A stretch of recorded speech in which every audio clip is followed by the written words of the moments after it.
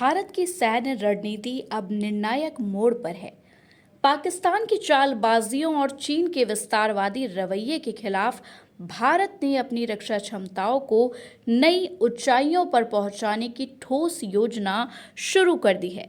इस बार भारत केवल जवाब नहीं देगा, बल्कि ऐसा वार करेगा जिससे दुश्मन फिर उठने की हिम्मत ना कर सके।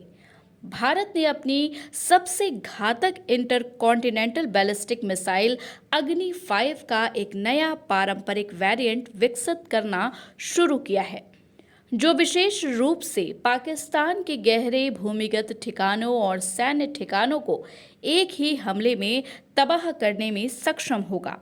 अब तक अग्नि 5 को एक परमाणु हथियार वाहक मिसाइल के रूप में माना जाता था, जिसकी रेंज 7,000 किलोमीटर से अधिक है। लेकिन भारत अब इसका एक नया पारंपरिक संस्करण बना रहा है, जो परमाणु बम नहीं बल्कि 7.5 टन के भारी पारंपरिक वारहेड से लैस होगा। इस मिसाइल की रेंज 2000 से 2500 किलोमीटर के बीच होगी, जो इसे पूरे पाकिस्तान के भीतर कहीं भी निशाना साधने में सक्षम बनाती है। ये मिसाइल दो बेहद घातक प्रकार के वारहेड से लैस होगी। पहला, एयरबर्स्ट वारहेड, जो हवा में फटकर विशाल क्षेत्र में सैन्य ढांचे और हवाई अड्डों को तबाह कर सकता है।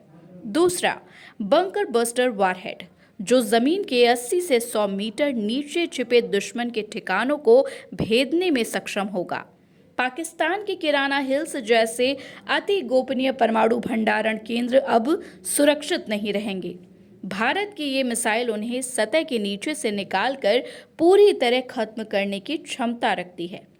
एयरबस्ट वारहेड का प्रयोग कर भारत पेशावर, कराची और इस्लामाबाद जैसे शहरों के सैन्य हवाई अड्डों को एक ही हमले में निष्क्रिय कर सकता है।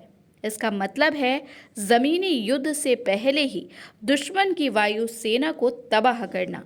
ये मिसाइल पाकिस्तान की नो फर्स्ट यूज के विरुद्ध मंसूबों को भी जवाब देती है। अब भारत सिर्फ परमाणु विकल्प तक सीमित नहीं रहेगा, बल्कि पारंपरिक मिसाइल से ही दुश्मन की सैन्य संरचनाओं को तहस नहस कर सकता है।